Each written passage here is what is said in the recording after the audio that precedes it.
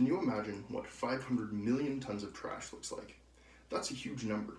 Well, that's what the construction industry produces each year in construction-related waste. Hello, my name is Justin Johnston.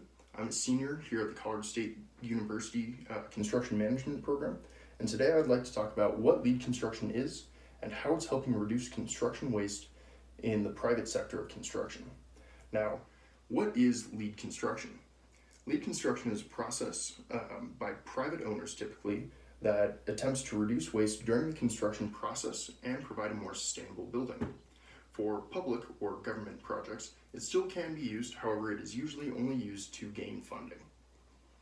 Now, there are two categories that LEED construction really focuses on, and that is the construction methods, or the actual building of the building, and then the performance of the building after construction. LEED is built on a point system which awards points in each of these categories. So for the construction methods category, one of the ways that you can be awarded points is by using locally sourced materials. Now, locally sourced means that the materials come from within 500 miles of the project site. By using locally sourced materials, you cut down emissions and typically waste as well by using less trucking and then just better quality materials. Another way that you can be awarded points is by recycling higher percentages of wood, metals, and concrete. Now, recycling typically has a cost associated with it. However, that's not totally the case for construction. A lot of materials actually can be bought by recycling plants and then recycled and then sold again.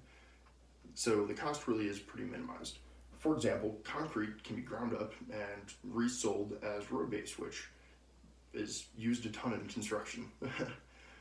Wood also can be splintered up and used as plywood. Metals can be melted down and used for rebar or other reinforcing.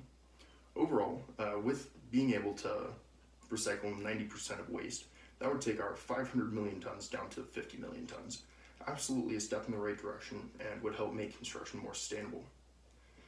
A third way that the construction methods aspect of projects can be awarded LEED points is by using prefabricated elements.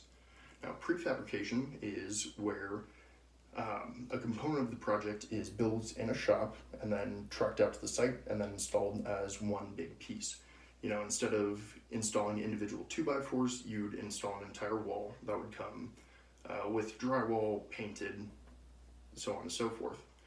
By doing this, because you can create the panel in a perfect condition shop, you essentially reduce waste that is created on that aspect, as well as you use less energy in the actual installation of the product. And the second category that I talked about was the actual performance post completion of the building.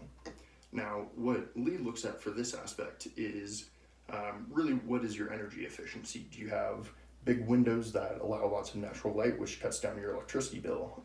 Do you use solar panels? Those also cut down your electricity bill. Similarly, they look at the lifespan of the building overall.